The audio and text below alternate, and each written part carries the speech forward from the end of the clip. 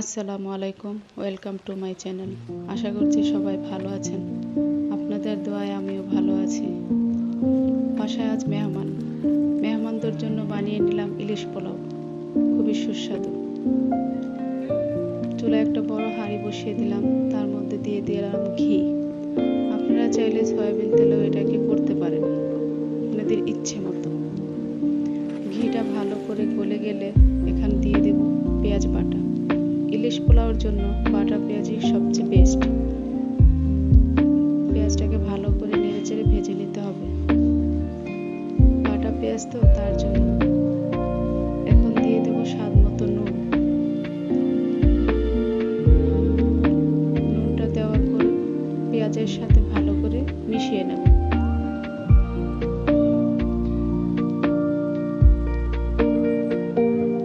ভালোভাবে নেড়েচেড়ে মিশিয়ে নেব।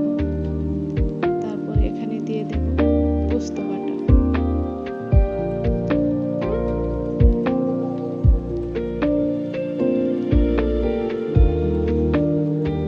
দিয়ে দিলাম পোস্ত বাটা। পোস্ত বাটা এখন পেঁয়াজের সাথে ভালো করে মিশিয়ে নিতে হবে এবং ভেজে নিতে হবে। খুব আলতো করে আপনারা নাড়াচাড়া করে ভেজে নেবেন। এর মধ্যে চুলার আঁচটা মিডিয়াম লোতে রাখবেন। তারপর দিয়ে দিলাম দারচিনি এবং এলাচ। ইলিশ পোলাও, তার জন্য এই মশলাটা আমি রান্নার মাঝখানে দিলাম, তাতে করে মশলার ঝাঁঝ বেশি একটা আসবে না। এখন দিয়ে দেব আদা রসুন বাটা পরিমাণ মতো।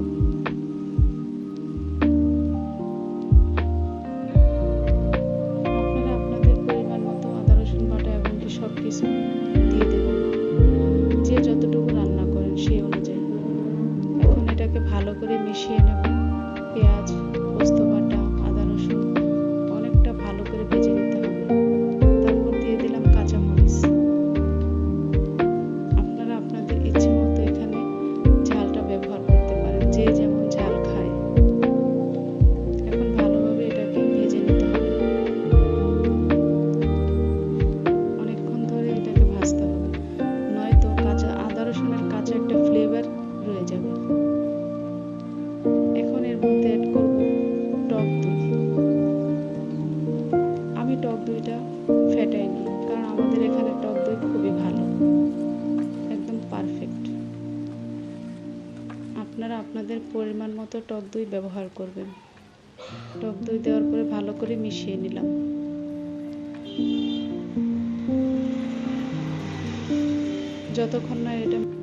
যতক্ষণ না মিশে যায় ততক্ষণ এটাকে নাড়তে হবে, ভালো করে মিশিয়ে নিতে হবে নেড়ে চেড়ে।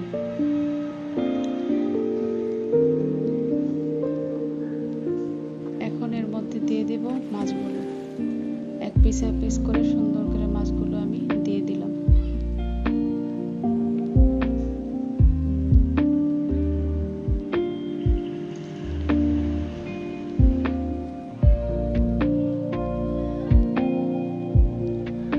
এখন আলতো হাতে এটাকে নাড়তে হবে, কাঁচা মাছ নয়তো ভেঙে যেতে পারে। অল্প করে নেড়ে এটাকে আমরা রেখে দেব।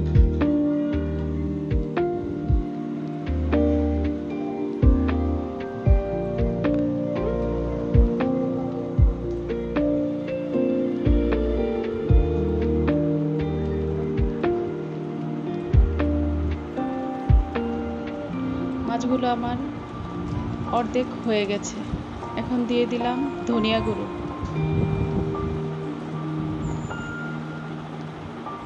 তারপর দিয়ে দিব একটু পানি, মাছটা ভালো করে সিদ্ধ করার জন্য। এখন ঢেকে দিলাম 5 মিনিটের জন্য।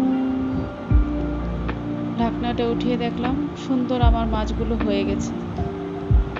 এখন আলতো হাতে এক পিস মাছ উঠিয়ে নেব একটা পাত্রে, যাতে করে মাছগুলো ভেঙে না যায়।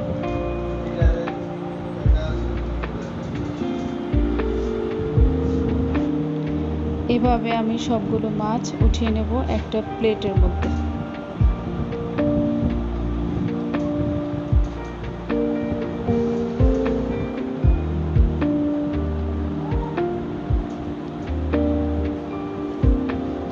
আস্তে করে উঠাতে হবে, একটু সময় নিয়ে, যাতে করে মাছটা ভেঙে না যায়। মাছটা ভেঙে গেলে এটার স্বাদ থাকবে না।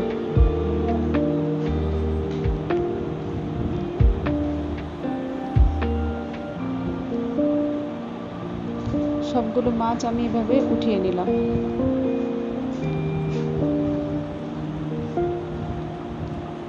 এই দেখুন আমার মাছগুলো একদম পারফেক্ট সিদ্ধ হয়ে গেছে। এখন দিয়ে দেব পোলার চাল।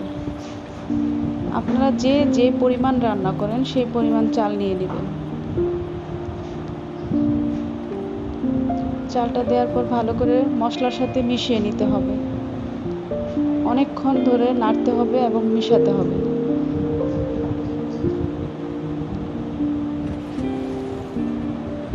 ভালো করে নেড়ে চেড়ে মিশিয়ে তারপর এখানে আমি দিয়ে দেব কোকোনাট মিল্ক, মানে নারিকেলের দুধ।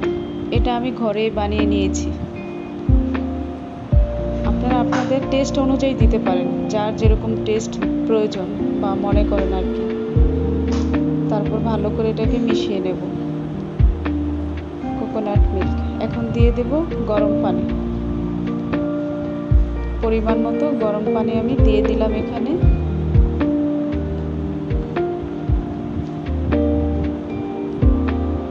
এবার চালটার সাথে পানিটা ভালো করে মিশিয়ে নেব।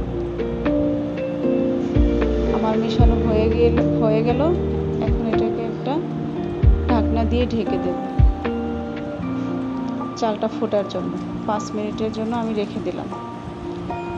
চলে আসলাম 5 মিনিট পর, একটা বলক চলে আসছে। এখন একটু নাড়াচাড়া করে দিতে হবে, নয়তো নিচ দিয়ে লেগে যেতে পারে। এর মধ্যে চুলার আঁচটা আমি মিডিয়াম লোতে রেখে দিলাম।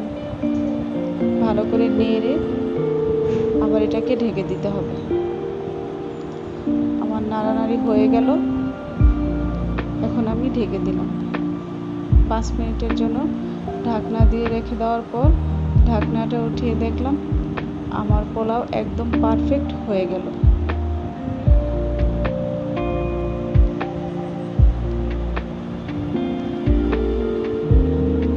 আপনারা দেখতেই পাচ্ছেন পোলাওটা একদম সুন্দরভাবে হয়ে গেছে। এখন অনেকগুলো ভাত মাছ থেকে সরিয়ে আমি একটু জায়গায় করে নিলাম মাছগুলো দেওয়ার জন্য। এখানে আমি এক পিস করে মাছগুলো বসিয়ে দেব। সুন্দর করে এক পিস মাছ বসিয়ে দেব। একটা, দুইটা, তিনটা, চারটা, এভাবে করে সবগুলো মাছ আমি দিয়ে দেব।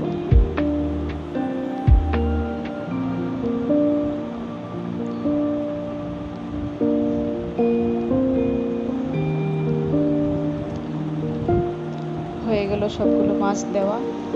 এখন আমি মাছগুলোকে সুন্দর করে সেট করে সাইডে থাকা পোলাওটা মাছের উপরে ঢেকে দেব। এরকমভাবে আমি পোলাওটাকে দিয়ে মাছটা ঢেকে দেব। ঢেকে ঢাকনা দিয়ে 2 মিনিটের জন্য রেস্টে রেখে দেব, জাস্ট 2 মিনিট। কারণ আমার পোলাও মাছ সবগুলো একদম পারফেক্টভাবে হয়ে গেছে। আশা করছি আমার এই ভিডিওটা আপনাদের কাছে ভালো লাগবে। আমার এই ভিডিওটা ভালো লাগলে প্লিজ আমার চ্যানেলটাকে সাবস্ক্রাইব করে লাইক, শেয়ার এবং কমেন্ট করে আমার পাশে থাকার অনুরোধ রইল। সবাই আমার জন্য দোয়া করবেন।